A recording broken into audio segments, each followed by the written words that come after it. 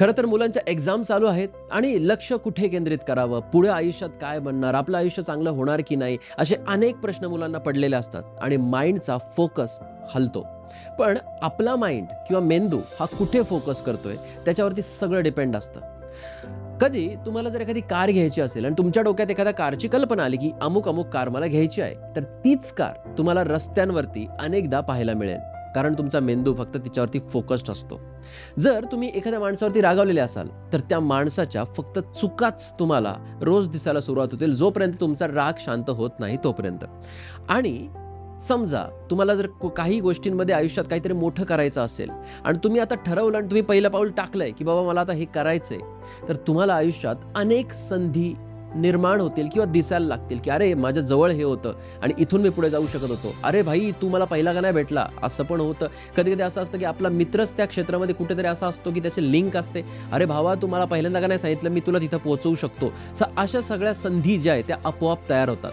पण याच्यासाठी हा एक युनिव्हर्स जो आहे, हा आपल्या ब्रेनला सिग्नल देतो आणि आपला ब्रेन पण त्याच्याशी अलाइन होऊन अशा सेम गोष्टी आपल्याकडे अट्रॅक्ट करतो किंवा आपल्याला त्या गोष्टींपर्यंत पोहोचवतो. हे सगळं कोइन्सिडन्स नाहीये. हे युनिव्हर्सचा एक हिडन रूल आहे, जो मरेपर्यंत लोक जे आहेत, बरेचसेच लोक आहेत, ते फॉलो करत नाही किंवा त्यांना माहीतही नाही.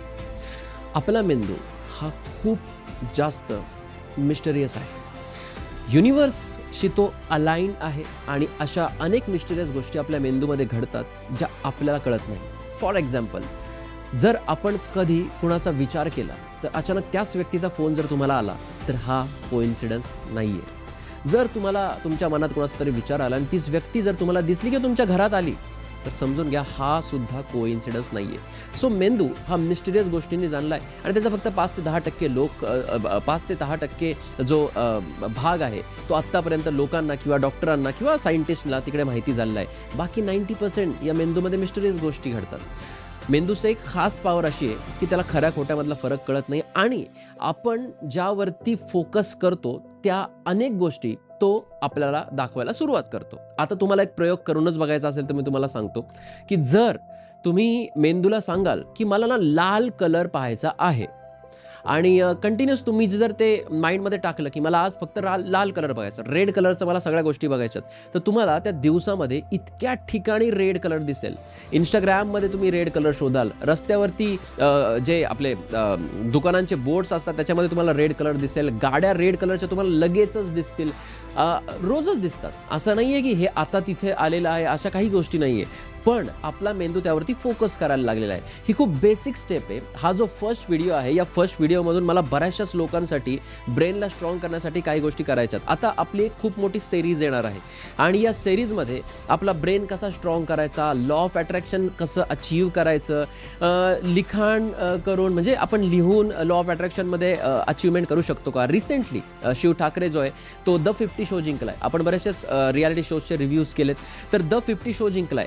तुम्हाला आठवत असेल बिग बॉस मराठीमध्ये ज्यावेळेस तो आला आणि या सगळ्या गोष्टी होत्या, त्यावेळेस त्यांनी मॅनिफेस्टेशनबद्दल सांगितलं होतं, की मी माझ्या समोरच ॲज अ विनर म्हणून या सगळ्या गोष्टी ठेवल्या होत्या. त्यानंतर त्यांनी आता रिसेंटली सगळ्या भारी जे लोक आले होते त्याच्यातला सगळ्यात मोठा जर कोणी ठरलाय तर तो शिव ठाकरे ठरलाय. मग त्यांनी मॅनिफेस्ट कसं केलं आणि याचा सुद्धा अनुभव त्यांनी त्याच्या मुलाखतीमध्ये सांगितलेला, की मी ते लिहून ठेवलं होतं. काही लोक लिहून मॅनिफेस्ट करू शकतात, काही लोक इमॅजिनेशनमधून मॅनिफेस्ट करू शकतात. थिंक बिलीव्ह बऱ्याचशाच गोष्टी आहेत त्याच्यामध्ये. तर मी माझ्या पद्धतीने तुम्हाला सगळ्या गोष्टी शिकवणार आहे या चॅनलमध्ये आणि सुरुवात त्याची जी आहे ती केली आहे मी मेंदूच्या फोकसवरून, की बाबा तुम्ही जिथे फोकस करता त्याच गोष्टी मेंदू तुम्हाला दाखवतो. आता याच्यात निगेटिव्ह गोष्टी अशा आहे, की आपण जर प्रॉब्लेम्सवरती फोकस केला आपल्या लाईफमध्ये येणाऱ्या, आपण जर निगेटिव्ह गोष्टींकडे फोकस केला, तर तुम्हाला होल डेमध्ये सगळ्या गोष्टी तुम्हाला निगेटिव्ह होताना दिसतील. आता याचा ॲडव्हान्स व्हर्जन मी तुम्हाला नंतर शिकवणार आहे, ज्याच्यामध्ये तुम्हाला हे मला सांगता येईल, की बाबा याच्यात ज्यावेळेस आपण निगेटिव्ह होतो त्यावेळेस आपल्या ब्रेनमधून एक फ्रिक्वेन्सी पण बाहेर पडत असते. याचाच थेट कॉल आपल्याला येतो ना, ज्याची आठवण काढतो त्याचा कॉल येतो, त्याच्याशी रिलेटेड आहे. तर या ज्या फ्रिक्वेन्सीज आहेत किंवा हे जे व्हायब्रेशन्स आहेत ते आपल्या ब्रेनमधून बाहेर जातात आणि पर्टिक्युलरली त्याच गोष्टी युनिव्हर्स आपल्याकडे पाठवतो. आणि याच्याचमुळे असं असतं, कारण काही लोकांचा ना थोडासा प्रॉब्लेम होतो. त्यांची गल्लत होती, की इथे जर आपण जिथे फोकस केला त्याच गोष्टी आपल्याला दिसणार. जसं की मी तुम्हाला एक प्रयोग सांगितला, की लाल कलर जो आहे त्याला त्याला तुम्ही फोकस करा, तुम्हाला लालच कलर दिसेल. मग ते कलर तर तिथे आहेच म्हणूनच ते दिसणार, कारण मेंदू फोकस करतोय. मग अशा गोष्टी मेंदू तुम्हाला देईल का? जसं की मला एक कार घ्यायची आहे आणि ती कार मला रस्त्यावर तर दिसेल, पण माझ्या लाईफमध्ये आणेल का? हो, आणेल. ती कार तुमच्या लाईफमध्ये येईल आणि हे खूप क्वांटम लेव्हलवरती होतं. तुम्ही जर या युनिव्हर्सला ॲज अ गेम पाहिलं, हे खूप मोठं स्टेटमेंट आहे. ॲज अ गेम बघितलं किंवा ॲज अशी एक दुनिया बघितली किंवा युनिव्हर्स बघितलं, की जिथे मिस्टेरियसली तुमच्याकडे गोष्टी इझिली अवेलेबल होतात. भले ते तुमच्या आवाक्याच्या बाहेर असू देत, फक्त तुम्ही त्या फ्रिक्वेन्सीवरती व्हायब्रेट करत असाल तर त्या सगळ्या गोष्टी तुम्हाला मिळू शकतात. ते येणाऱ्या व्हिडिओमध्ये मी तुम्हाला शिकवेन. पण सगळ्यात आधी त्यासाठी आपल्याला फोकस करायला शिकलं पाहिजे. ज्या मुलांची एक्झाम चालू आहे, जी मुलं जी आहे 10वी असेल, 12वी असेल किंवा इन फ्युचर तुम्हाला मोठ्या मोठ्या परीक्षांमध्ये उत्तीर्ण व्हायचं आहे, तर इथे सगळ्यात पहिला प्रॉब्लेम काय आहे? आता मी पण त्या स्टुडंट एजमधून गेलेलो आहे. सगळ्यात पहिला प्रॉब्लेम आपला हाच असतो, की समजा मी चॅप्टर्समध्ये बऱ्याचशाच गोष्टींचा स्टडी केलेला आहे, तर त्याच्यामध्ये ना मला सगळ्यात पहिल्यांदा स्टडी कंप्लीट झाल्यानंतर एकदम भारी नाही वाटत, की अरे वा, सगळा स्टडी केला आहे मी, जे काय येणार आहे ते केलं. मला सगळ्यात पहिल्यांदा मेंदूमध्ये ही गोष्ट स्ट्राईक होते, की ह्याला आपण ज्या काही गोष्टी आत्ता अभ्यास केलाय त्या जर आल्याच नाही आणि सिलेबसच्या बाहेरचा पेपर आला तर.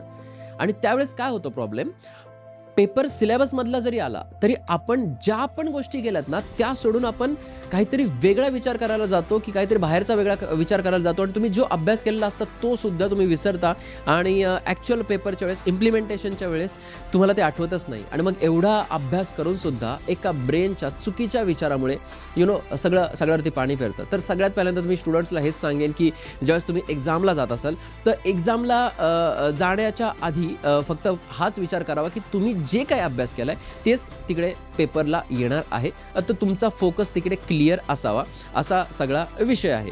तर ह्या काही छोट्या गोष्टी आहेत, त्या गोष्टी तुमच्या लाईफमध्ये ॲप्लाय करायला सुरुवात करा. हळूहळू हे युनिव्हर्स जे आहे ते तुम्हाला तसलेच अनुभव दाखवायला सुरुवात करेन, असा सगळा विषय.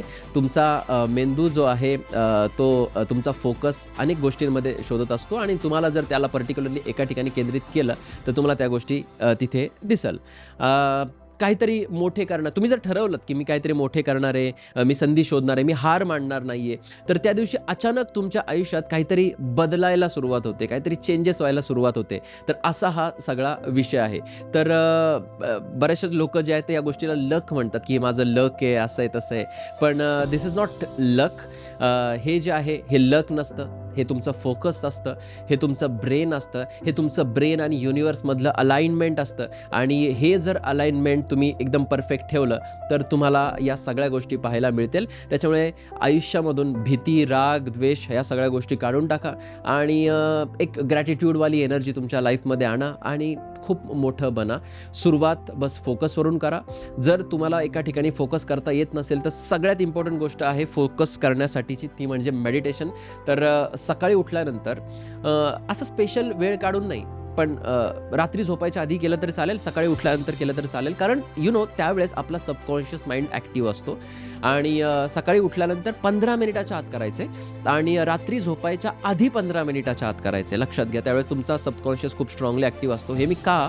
बिकॉज सकाळी कुठलं गाणं ऐकलं तर दिवसभर तुम्ही गुणगुणता. तसंच जर सकाळी तुम्ही मेडिटेशन केलं आणि मेडिटेशन करताना तुमचे गोल्स जर डोळ्यासमोर आणले, की यार मला हे बनायचं आहे, मला आज हे करायचं आहे, माझे आज ही टू डू लिस्ट आहे किंवा मला इथे पोचायचं आहे, त्यासाठी या सगळ्या गोष्टी करायच्यात. सो सकाळी उठल्या उठल्या तुमचा फोकस जर सबकॉन्शियस माइंडमध्ये फेकला तर तुमचा सबकॉन्शियस माइंड या युनिव्हर्समध्ये अनेक अशा गोष्टी तुम्हाला अट्रॅक्ट करून देईल. असं नाही की पर डे तुम्हाला चमत्कार दिसेल, पण तुमच्या आयुष्यामध्ये जे पण चांगलं और वाईट घडेल, तुम्ही काही गोष्टींना वाईट पण म्हणताय, माझ्या आयुष्यात बऱ्याचशाच वाईट गोष्टी घडतात, पण त्या गोष्टींना मी ॲज अ अपॉर्च्युनिटी म्हणून पकडतो आणि त्या गोष्टींना मी अपॉर्च्युनिटी घेऊन मी एक नवीन दरवाजा ओपन करायचं नेहमीच ठरवतो आणि मी तो नेहमीच ओपन करतो. त्याच्यामुळे माझ्या लाईफमध्ये बऱ्याचशाच गोष्टी मी पीकवर जाऊन सोडलेल्या आहेत. त्याच्यामुळे अशा गोष्टी आहेत. त्याच्यामुळे मी तुम्हाला हेच म्हणतो की तुमच्या आयुष्यात काही पण वाईट घडू द्यात, कुणी मायकाला लिहू द्यात तुमच्या आयुष्यामध्ये जो वाईट करायला आला आहे, तो मायकलाल तुम्हाला काहीतरी चांगलंच शिकवायला आलेला असतो. तो युनिव्हर्सने पाठवलेला असतो. जर तुम्ही चांगल्या फ्रिक्वेन्सीवरती व्हायब्रेट करत असाल तर तुमचं कोणीही केसालाही धक्का लावू शकत नाही, कोणी काहीही वाकडं करू शकत नाही. बस लाईफमध्ये फोकस्ड राहा. सकाळी 15 मिनिट आणि रात्री झोपण्यापूर्वी 15 मिनिट आपले गोल इमॅजिन करा. यालाच मी दुसऱ्या भाषेमध्ये मेडिटेशन पण म्हणतो. काही लोकं फक्त ध्यान करतात. नॉर्मली जर तुम्ही ब्रेनची शांती केली सुरुवातीला, शांती म्हणजे काय, की आपल्या ब्रेनला बस श्वास घ्यायचा, इनहेल आणि एक्झेल काय म्हणतो आपण, श्वास घेणं आणि सोडणं. फक्त आपण शांततेत केलं, मेंदूला शांत केलं, तरी तुम्ही पूर्ण दिवस एक पीस तुमच्या पूर्ण दिवसावरती इम्पॅक्ट करतो. म्हणजे तुम्हाला कळतं की यार आज खूप शांत वाटतंय. तुम्ही करून बघा उद्या सकाळी उठल्यानंतर फक्त 15 मिनिट. तुम्ही जो विचार त्या पहिल्या 15 मिनिटामध्ये कराल, तोच विचार तुमचा पूर्ण दिवसभर चालणार आहे. कदाचित तुम्ही असं असाल की तुम्ही ध्यान करताय सुरुवातीला सकाळी उठल्यानंतर आणि अचानक एखादं गाणं वाजलं टीव्हीवरती किंवा तुमच्या भावाने अचानक रील सरकवायला सुरुवात केली, घरात एखादं कोणीतरी रील्स लावले किंवा कुठलंही गाणं तुमच्या कानावर पडलं, ते गाणं तुम्ही दिवसभर गुणगुणणार. तुमचं ते फेवरेट असो नसो, फेवरेट ॲक्टरचा असो नसो, तुम्ही पाहिलेलं ऐकलेलं असो नसो, तुम्ही ते गुणगुणणार. एवढा मोठा इम्पॅक्ट या सबकॉन्शियस माइंडचा असतो. त्याच्यामुळे आज मी जास्त काही गोष्टी सांगणार नाही. आज जे आहे आपल्या चॅनल मध्ये जे आहे एक नवीन सेक्शन ओपन करायचा होता आणि त्यासाठी मला फक्त तुमच्यासोबत मनसोक्त गप्पा मारायच्या होत्या आणि म्हणून मी या गप्पा मारल्या. बाकी काही गोष्टी असतील तर मी लाईव्ह येऊन तुमच्यासोबत नक्कीच डिस्कस करेन. कसे स्केड्यूल असणार आहेत व्हिडिओ, ह्याच्यामध्ये जास्त काही एडिटिंग तुम्हाला दिसणार नाही, कारण युनिवर्स, आपला ब्रेन आणि लॉ ऑफ अट्रॅक्शन, अशा खूप साऱ्या गोष्टी ज्या आहेत त्या मी स्टडी केलेल्या आहे, मी करतोय, रोज करतोय. एक एंटरटेनमेंट म्हणून आपण एका शोबद्दल बोलायचो, पण इथे जे आहेत इथे आपण बऱ्याचशाच गोष्टी प्रत्येकाच्या लाईफमध्ये पाहायला मिळणार आहे. इवन मी मंथमधून 2 सेशन जे आहेत ते आपण क्वेश्चन आन्सरवाले करूयात, जिथे सॅटर्डे नाईटला आपण या सगळ्या गोष्टी करूयात. 2 सॅटर्डे आपण पकडूयात मंथमध्ये. जसं की 2nd 4th जर सुट्टी असते तर 2nd 4th वाला पकडू, जिथे मी खास तुमच्यासाठी लाईव्ह येऊन तुमच्या गप्पा मारेन. एखादा खरंच जर मुलगा मुलगी जर डिप्रेशनमध्ये असेल तर त्याला आपण बाहेर आणण्याचा प्रयत्न करू आणि ॲक्च्युअलमध्ये पॉझिटिव्ह गोष्टींवरती फोकस करण्याचा प्रयत्न करूया. सो कसा वाटला तुम्हाला पहिला व्हिडिओ? थोडंसं शांत वाटलं का? सारं चांगलं फील झालं का? आणि तुम्ही सगळे मला मिस करत होते, आय नो दॅट. आणि त्यामुळे एक लाईव्ह सेशन नक्कीच येईल आपला. आपण त्याच्यावरती डिस्कस करूया, पुढे काय गोष्टी करायच्यात, काय नाही करायच्या, त्याच्यावरती नक्कीच बोलूयात. पण हा व्हिडिओ कसा वाटला? ही सिरीजचा पहिला व्हिडिओ नाही म्हणता येणार, पण या व्हिडिओमध्ये मी एक फोकस बद्दल सांगितलं आणि आपण काय करणार आहोत पुढच्या चॅनलमध्ये, या सगळ्या गोष्टी मी डिस्कस केलेल्या आहे. सो तुमचे जे काही थॉट्स असतील, ज्या काही हे असतील, ते कमेंट सेक्शनमध्ये नक्की लिहा. तुम्हाला सगळ्यांना खूप जास्त मिस करतोय आणि आपण भेटत राहू छोट्या मोठ्या व्हिडिओजमध्ये आणि लाईव्ह येणार असेल तर मी नक्की सांगेन. आज रात्री मी पाहिला नाही आहे शो वगैरे, पण पाहूयात. जसं काय असेल मी कम्युनिटी पोस्टमध्ये नक्कीच टाकेन. पण नवीन जो कॉन्टेंट आहे तो येतोय तुमच्यासमोर. फर्स्ट त्याचा हा व्हिडिओ होता असं आपण म्हणा, एक इंट्रोडक्शन होतं असं म्हणा, एक सुरुवात होती असं म्हणा. बाकी तुमचं जे काही प्रेम मला सोशल मीडियातून मिळालं आहे, ओव्हरवेल्म होतं आहे. काल माझ्या डोळ्यामध्ये पाणी आलं होतं, एवढे लोक मला सपोर्ट करतात हे पाहून, आणि तुमच्यासाठी लाईव्ह नक्की येणार. धन्यवाद.